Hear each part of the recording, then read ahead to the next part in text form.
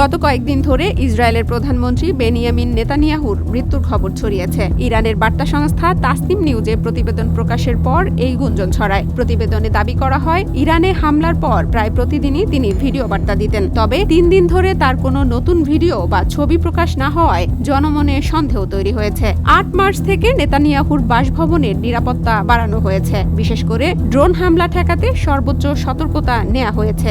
এই ইঙ্গিতগুলো মৃত্যুর গুঞ্জনকে আরও জোরালো করেছে।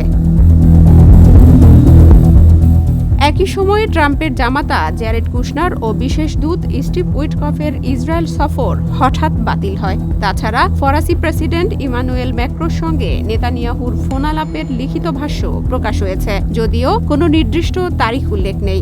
তবে মৃত্যুর গুঞ্জনের মধ্যেই ভিডিও বার্তায় নেতানিয়াহু জানান তিনি জীবিত আছেন। চলমান উত্তেজনার মধ্যেই যুদ্ধ পরিচালনার জন্য বিশেষ বাজেট ঘোষণা করার কথাও জানান। ভিডিও বার্তায় তিনি বলেন, ইরানের বিরুদ্ধে যুদ্ধ করতে আমাদের বিপুল অর্থের প্রয়োজন। প্রতিরক্ষা খাতে বিশেষ বাজেট দেয়া হবে।